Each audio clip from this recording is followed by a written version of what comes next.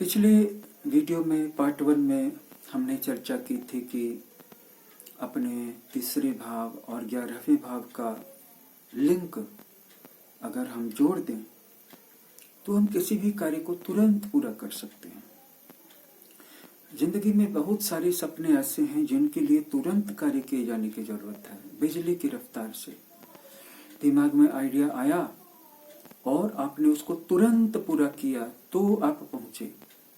और हकीकत की बात यह है कि मैं खुद अपने पूरे जीवन में सत्यों और ज्ञान के टुकड़ों की खोज में रहा, भटका, तलाश की, प्रयास भी किए, समर्पण भी किया, धारा से लड़ाई भी की और धारा में खुद को बहता हुआ भी छोड़ा। लेकिन इस छोटे से सत्य तक पहुंचने में बहुत लंबा समय लग गया। वो ये कि जीवन में कुछ चीजें प्रयास से नहीं मिलती हैं, प्रतीक्षा से मिलती हैं, लेकिन जीवन में कुछ ऐसी भी चीजें होती हैं जिनके लिए कि समर्पण नहीं बल्कि तत्काल प्रयास किए जाने की जरूरत है। और अगर आप तत्काल प्रयास करते हैं, अगर आप बिजली की रफ्तार से उसके लिए प्रयास करना शुरू नहीं करते हैं, तो फिर समय की जो वेब है, समय का जो आमंत्रण है, वो आपसे आगे निकल जाता है, आपको छोड़ करके। इसीलिए कुछ चीजों के मामले में आपको भूमिका बांधने की जरूरत नहीं है, बस इम्पल्स आया और कर डालिए। और ये भी मत सोचिए कि मैं अगर इसको रोज करूंगा कभी आज करूं ना, क्योंकि ऐसी कितनी ही चीजें हैं जो जीवन में आप करना चाहते होंगे, लेकिन अगर आप उन सबको रोज करेंगे तो फिर वो 24 घंटे में भी शामिल नहीं हो पाएंगे। इसलिए कुछ चीजें रोज नहीं होती है, इम्पल्स के आधार पर होती हैं। और इम्पल्स जो है उसी को हमें पकड़ना है। जब हम अपने इम्पल्स को पकड़ना सीख जाते हैं तो इसका मतलब है कि हम अपने अवचेतन मन से जुड़े हुए हैं, यानी कि हम अपने पंचम भाव को एक्टिवेट कर चुके हैं। पंचम भाव से ऐसी कोई सूचना नहीं है जिसे हम प्राप्त नहीं कर पाए। लोग इस दुनिया में भटक रहे हैं, कोई धन के लिए भटक रहा है, कोई नौकरी के लिए भटक रहा है, कोई सुख शांति के लिए भटक रहा है, कोई परिवार में प्रेम चाहता है, लेकिन उसका कोई उपाय भी है और वो उपाय हमारे पंचम भाव में छिपा हुआ है। ऐसा नहीं है कि हमारे जीवन में जो भी समस्याएं हैं उनका समाधान नहीं है। अगर समाधान नहीं है तो समस्याएं भी नहीं है। तब फिर आप जिस चीज के खिलाफ खड़े हैं, लड़ रहे हैं, लड़ने की कोशिश कर रहे हैं, वो समस्या नहीं है। आपने उसको झूठ मूठ का समस्या मान करके रखा हुआ है। अब जैसे कोई व्यक्ति का कहे मुझे मृत्यु से बहुत डर लगता है, मृत्यु भी कोई डरने की चीज है? इस जीवन में तुम पहुंचे ही इसलिए क्योंकि कभी तुमने मृत्यु को अंगीकार किया, तब मरने के बाद यहाँ तुम्हारा जन्म हुआ और फिर से एक नया ताजा शरीर मिल गया। अब जो करना चाहते हो करो इस शरीर की सहायता से, और फिर से तुम्हें एक बहुत बड़ा समय मिल गया, एक बहुत बड़ी लीज मिल गई। मृत्यु के बाद भी जीवन है, लेकिन बहुत सारे ऐसे व्यक्ति हैं जो जीवन तो छोड़ना नहीं चाहते हैं लेकिन मृत्यु को छोड़ना चाहते हैं, और जो सुख को छोड़ना नहीं चाहते हैं लेकिन दुख को छोड़ना चाहते हैं। लेकिन डरना क्या है? मरने के दिन तक कोई ना कोई काम करना है। शरीर से हो, मन से हो, वाणी से हो, लर्निंग से हो, एक्सपीरियंस से हो, मेडिटेशन से हो, साधना से हो, विचारों से हो, पैसा कमाने के लिए हो, ज्ञान प्राप्ति के लिए हो, अपनी उन्नति के लिए हो, अपनों के लिए हो, देश के लिए हो, समाज के लिए हो, दुनिया के लिए हो, कुछ न कुछ तो आप आखिरी दिन तक कर सकते हैं। और जो व्यक्ति मरने से डरता नहीं है उसकी मृत्यु होती भी नहीं है, वह सिर्फ एक पड़ाव होता है। आपने पीजे शहर की पुस्तक में पढ़ा होगा कि ये एक जीवन है और जीवन के बाद फिर जीवन है और जीवन के बाद फिर जीवन है, क्योंकि जैन योगा मृत्यु को नहीं देखती है, उसके लिए मृत्यु है ही नहीं। वहां पर सिर्फ एक ठहराव है। जैसे हमारी आंखें 5 सेकंड तक खुली रहती है, फिर पलकें झपकती हैं, फिर आंखें 5 सेकंड तक खुली रहती है, फिर पलकें झपकती हैं। पलकें झपकने का ये मतलब नहीं कि हमारी आंखें नहीं हैं या हमारी देखने की क्षमता खत्म हो गई है। इसी तरह शरीर नहीं रहने का ये मतलब नहीं कि हम नहीं हैं। हम जो अपने अंदर में अभी बैठे हुए हैं और हम आपसे बातें कर रहे हैं, या आप अपने अंदर में बैठ करके हमारी बातें सुन रहे हैं इस वक्त, वही आप हैं, वही मैं हूं, और यही शाश्वत है। आप हमेशा रहेंगे, हम हमेशा रहेंगे, हम सब हमेशा रहेंगे। कोई मृत्यु नहीं है, एक जीवन है, उसके बाद फिर जीवन है, उसके बाद फिर जीवन है, और जीवन के बाद जीवन है, जीवन के बाद जीवन है। यह क्रम अनंत काल तक चलता चला जाता है। इस डायमेंशन से निकल जाएंगे तो ऊपर के डायमेंशन में, लेकिन जीवन रहता है। भूलोक के ऊपर में भूवर लोक है और भूवर लोक के ऊपर में स्वर्ग लोक है। अभी हमने इस भूलोक के आनंद को ही नहीं देखा है। इस भूलोक के भी 9 स्तर हैं। अगर हम इनको सुविधाजनक तरीके से 7 स्तरों में बांट लें तो ये बात हमारे लिए ज्यादा सुगम हो जाती है। बहुत सारे लोग भूलोक यानी पृथ्वी लोक के पहले स्तर पर रहते हैं। कुछ लोग उससे कुछ ऊपर उठ चुके हैं, वो दूसरे लेवल पे रहते हैं, और कुछ लोग इससे ऊपर उठने की कोशिश कर रहे हैं, तीसरे लेवल पे पहुंचने की कोशिश कर रहे हैं। जब कोई व्यक्ति पहले लेवल से ऊपर उठता है और दूसरे लेवल में जाता है तो दूसरे लेवल में पहुंचने के ठीक पहले उसके जीवन में बहुत घनघोर परीक्षा आ सकती है, आती है, कष्ट होता है, दुख होता है, लगता नहीं है कि पार कर पाएगा।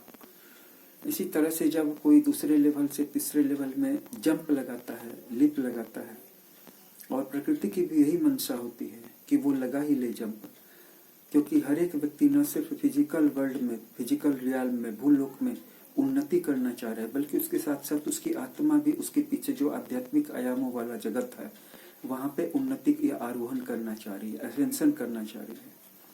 इसमें असेंडेड मास्टर आपकी मदद करते हैं। इसके लिए जीवन में गुरु की आवश्यकता है, और गुरु ऐसा होना चाहिए जो खुद वहां तक जा चुका है। ऐसा गुरु नहीं जो 2-4 किताबें, पीजे शहर की किताबें पढ़ के या रमन महर्षि की किताबें पढ़ करके उसको बहुत अच्छी भाषा में एक्सप्लेन करके रोज 2 वीडियो बना करके और आपको मोबिलाइज कर दे, आपको कन्विंस कर दे कि वो बहुत बड़ा ज्ञानी है। ऐसा व्यक्ति जो वाकई वहां तक पहुंच चुका है, केवल वही आपको ले जा सकता है। और यकीन नहीं करेंगे, लेकिन भूलोक के पहले लेवल में जो आनंद है, मैं इनको उपलोक कहता हूं, तो उससे बहुत ज्यादा आनंद दूसरे उपलोक में है। बहुत लोग ऐसे हैं जो दूसरे उपलोक में रह रहे हैं। अगर उनके कर्मा, उनकी भावनाएं, उनकी नियत अच्छी नहीं है, वो दूसरों को दुख देने के लिए काम करते हैं, उनके पास बहुत सारा धन आ गया, बहुत सारी शक्ति आ गई। कुछ लोगों का मानना है कि जब हम ऊपर चढ़ जाएं तो हमें नीचे वाले लोगों की मदद नहीं करनी चाहिए, क्योंकि वो हमें फिर अपने आप से बांध करके रखेंगे या ड्रैग करके रखेंगे। या फिर जो लोग दूसरे लोगों को दुख दे रहे हैं, ऐसे लोगों की मदद करने से आपकी जो मदद करने की क्षमता है वो चली जाएगी, वो कुंठित हो जाएगी, शायद वापस नहीं आएगी। क्योंकि आप जिनकी मदद कर रहे हैं वो कमजोर हो रहे थे, आपसे मदद पा करके, पैसे लेकर के फिर से बलवान हो जाएंगे, फिर से उनके अंदर जीवन भर जाएगा, और अब वो अपनी बढ़ी हुई शक्ति से वापस दुनिया को दुख देंगे और अपने बाल बच्चों को भी यही सिखाएंगे कि मैं इसके पापा से लड़ता रहा, अब तुम इसके बेटे से लड़ते रहना।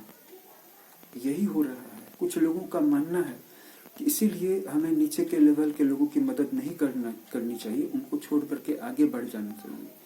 और कुछ लोगों का मानना है कि सबकी भलाई करो, आंखें मूंद करके सबकी भलाई करो, दूसरों की बुराई को याद मत करो।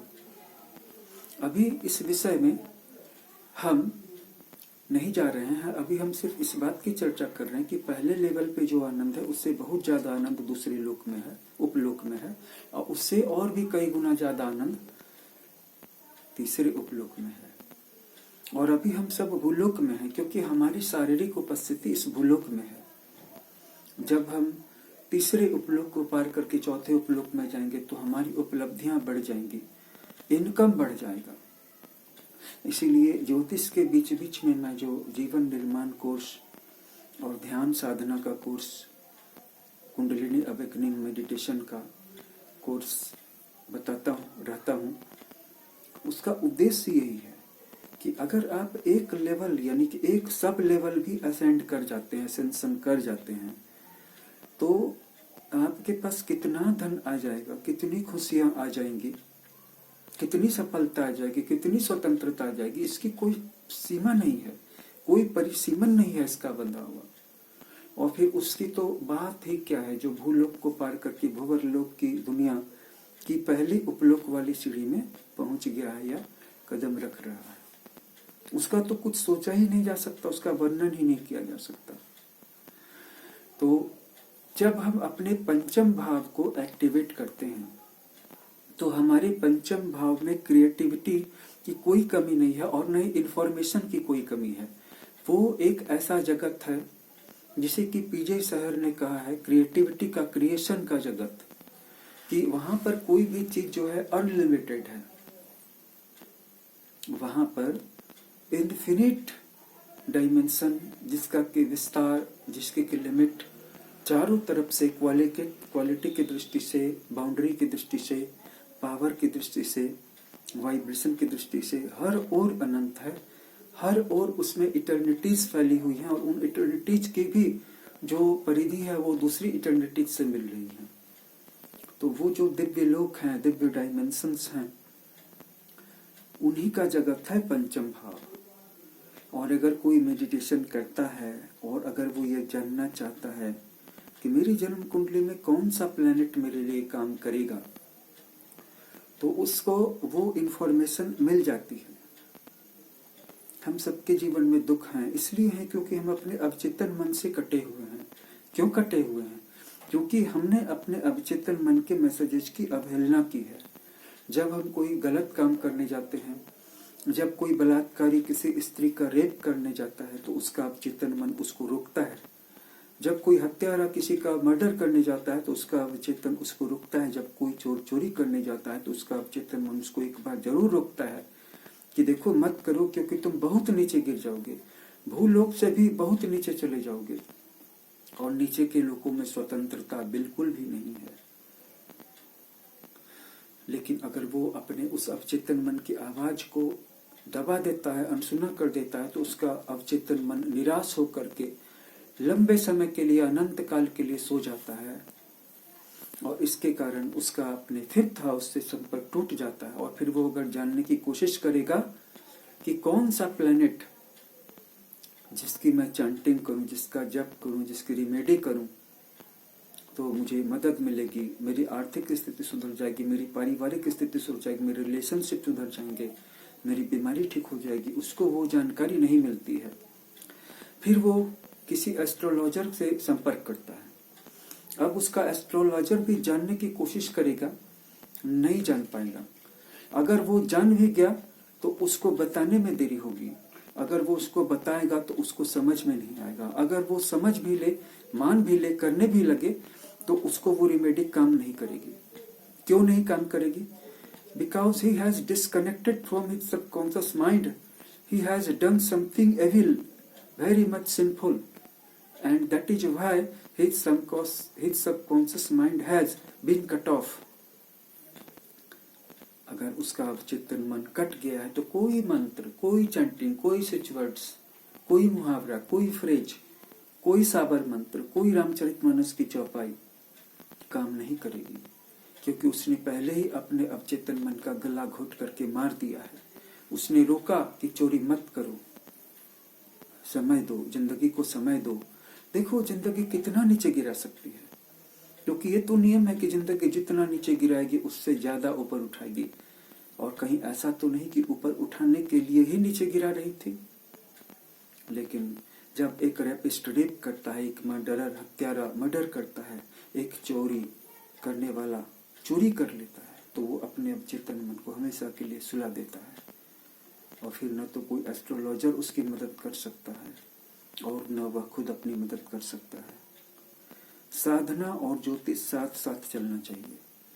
इन्हीं बातों का ध्यान रख करके मैंने कोर्स की फीस बहुत कम रखी, 2100 रुपया फीस रखी। हर कोर्स की फीस, जीवन निर्माण कोर्स 2100 रुपया, स्पिरिचुअल अवेकनिंग कोर्स 2100 रुपया, सुरक्षा कवच कोर्स 2100 रुपया, और इसके साथ साथ मैजिक, विचक्राफ्ट एंड विजार्डरी का कोर्स जो बहुत है रेयर लोग समझ पाएंगे, सीख पाएंगे, फीस 2100 रुपया फिलहाल के लिए। और इसमें भी लोग इसको अफोर्ड कर पाए, इसके लिए मैंने उस कोर्स को भी 2100 रुपये के कोर्स को भी 3 या 4 इंस्टॉलमेंट्स में बांट दिया। क्योंकि मुझे पता है कि अगर आप जीवन निर्माण का कोर्स शुरू करोगे, उसमें भी ध्यान की बुनियादी बातें हैं, तो आप उसको एक बार में कर नहीं पाओगे। तो आप उसके कुछ चैप्टर्स, कुछ स्टेप्स को ले लो और इंस्टॉलमेंट्स में उसको पेड कर दो, उसकी पेमेंट कर दो और उसके बाद उसको शुरू कर दो। उसके बाद जब वो कोर्स के वो कुछ चैप्टर्स पूरे हो जाएं, तब फिर आगे के कुछ चैप्टर्स को ले लो। 3 या 4 इंस्टॉलमेंट्स में जीवन निर्माण कोर्स को ले लो, बेसिक को। बेसिक के बाद इंटरमीडिएट है, उसके बाद एडवांस्ड है, सबको आगे जाना है। इसके अलावा अगर आप सिर्फ जन्म कुंडली के विश्लेषण में इंटरेस्टेड हैं, तो इससे भी बहुत हद तक पता चल सकता है कि आपके ग्रहों की समस्याएं क्या है या आपकी समस्या क्या है और क्यों कोई भी चीज काम नहीं कर रही है। हमारे पंचम भाव में सूचनाओं की कोई कमी नहीं, मैं दोहराता हूं, कोई कमी नहीं है। और जब हम अपने पंचम भाव को नवम भाव से यानी कि साधना को धर्म से जोड़ लेते हैं, तब जादू पैदा होता है। जादू को महसूस करना है तो पंचम भाव को नवम भाव से जोड़ लीजिए। विस्तार से जानने के लिए हमारे व्हाट्सएप नंबर पर संपर्क करें, हमारे चैनल को फॉलो करें। यहाँ पे हम प्रत्येक दिन अच्छे रिसर्च आधारित वीडियोज लाते रहते हैं। धन्यवाद।